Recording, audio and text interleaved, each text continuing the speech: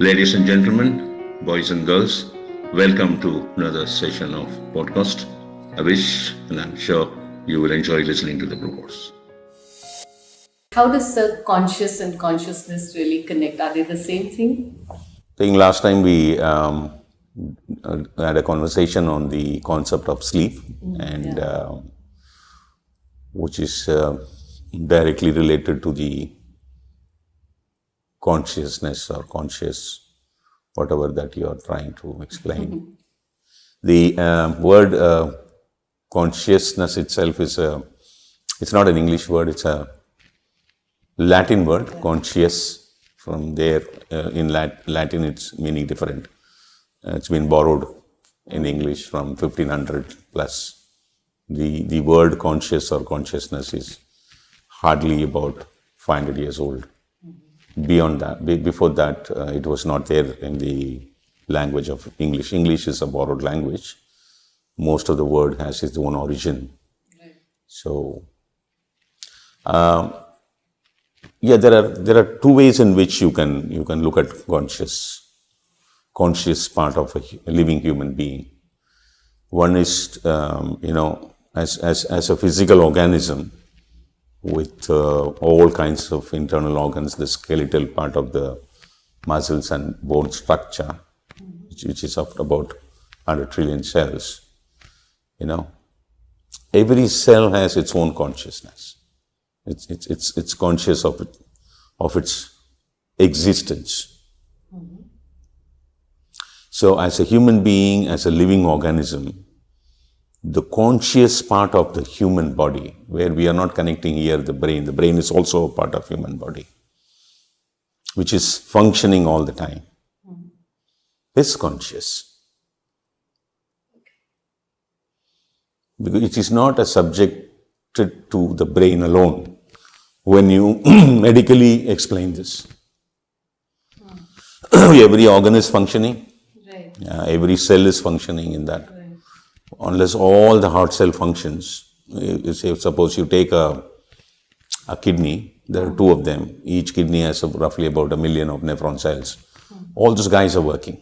Right. So all these 1 million guys are working, as a unit it's working. A single unit. But there are 1 million guys who are together working on it.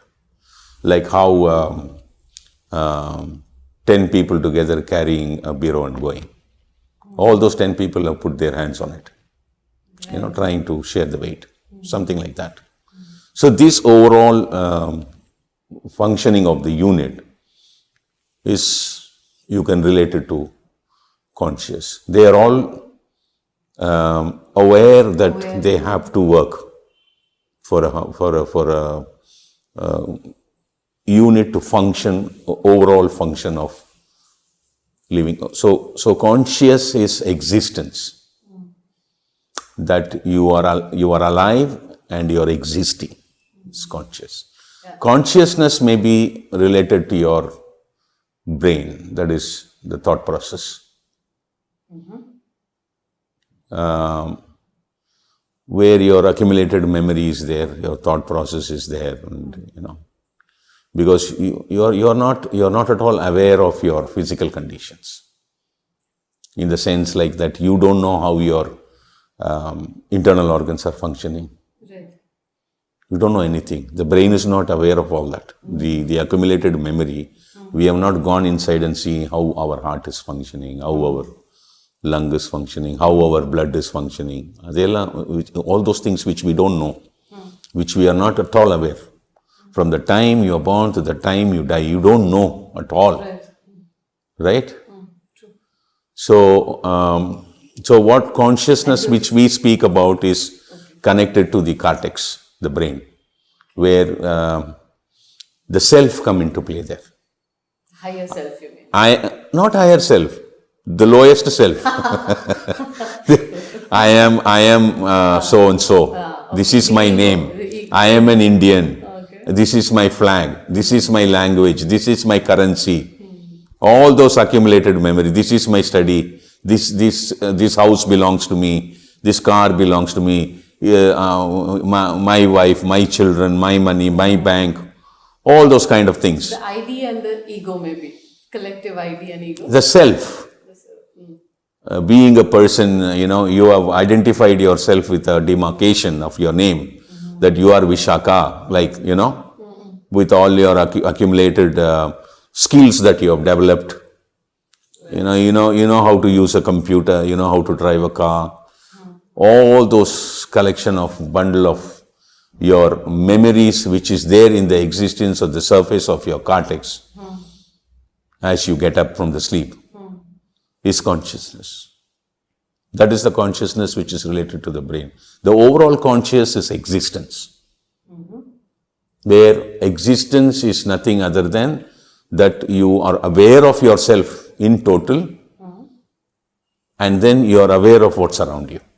So can we, if you have to define consciousness, is it the maybe a state of being completely or supremely aware of everything through your senses, your mind? Can we call that consciousness? I don't know what you mean by supreme. A consciousness is a consciousness of existence. That's it. You are aware of yourself is basic consciousness. See, the problem even in once upon a time when they started the subject of psychology, psychology must be around 170 years old as it stands now. They started with a concept called study of soul. Study of soul. Study of soul, yeah. And then a lot of argument came up that we can't see soul. We don't know what is the soul. As a substance, we cannot visualize it. We cannot pinpoint the body and say this is where the soul is sitting. Other than then they moved to study of consciousness. Then also after a period of time, then they were having a lot of arguments saying that conscious means, they started dividing it. Unconsciousness is there mainly. Pre-consciousness is there. Subconsciousness, something and all that. Collective stuff. conscious, superconscious. All that stuff was there. So there is consciousness is not a one. If you always see this modern science, they start dividing things, fragmenting things. They don't see overall stuff at all.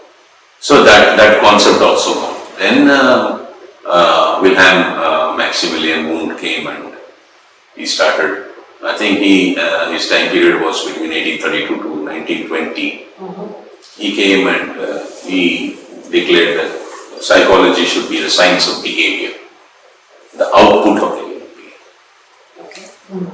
Science of behavior is psychology. So psyche means a Greek word called soul. Actually, when it started.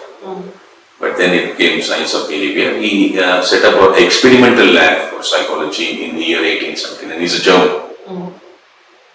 Then further came Sigmund Freud in 1856. He was born. I think he died in 1939, lived for 83 years. And then he's the one who was the father of clinical psychology. Modern psychology. So consciousness is very well dealt in the field of psychology. Of what it is to be conscious of a person, the cortex, the cognition, the cognitive factors, the cognitive aspects, the cognitive dissonance, the cognitive conflicts. No, it keeps going in a very big way. If you want to really understand this, what is consciousness or conscious or consciousness, it's in my book. In my understanding or my realization, consciousness is only one. It is just existence, that you are aware that you are existing and living. Existence and living are the same. As a live mechanism, a physical organism of an individual, life. You are living, right? You are alive. That's being alive. Conscious of being alive. No, consciousness is being alive. Unless you are alive, you are conscious. If you are not alive, you are not conscious. When you are sleeping, you are not conscious. If you faint, you are not conscious. No. Because nothing other the consciousness, your consciousness and my consciousness are attached to the bundle of memory that we are holding. The hard disk in the brain. When you sleep, it is delinked Yes.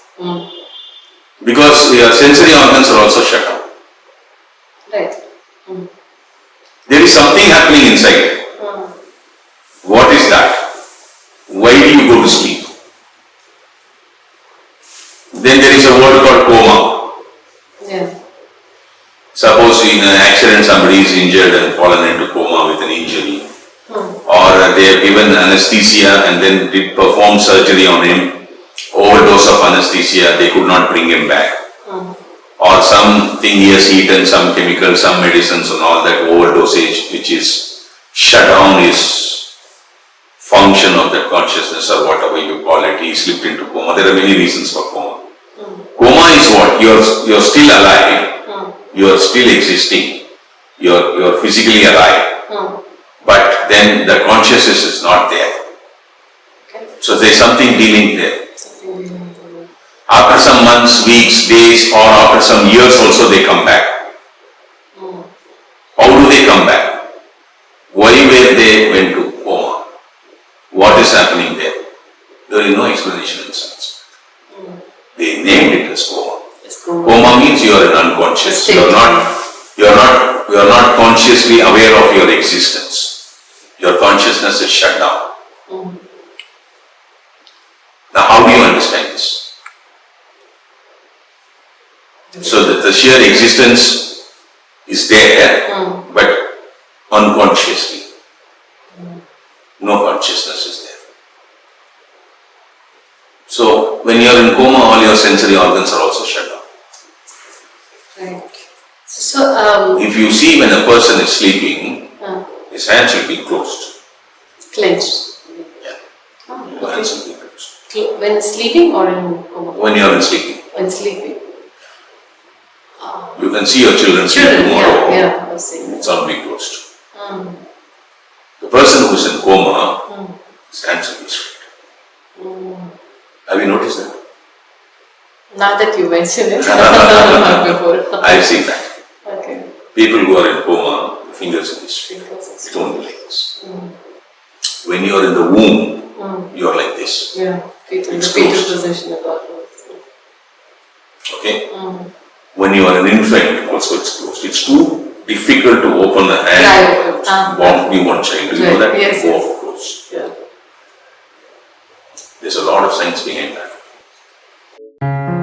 Thank you very much for spending your quality time. Thank you very much for your attention. I wish you enjoyed this session. See you later.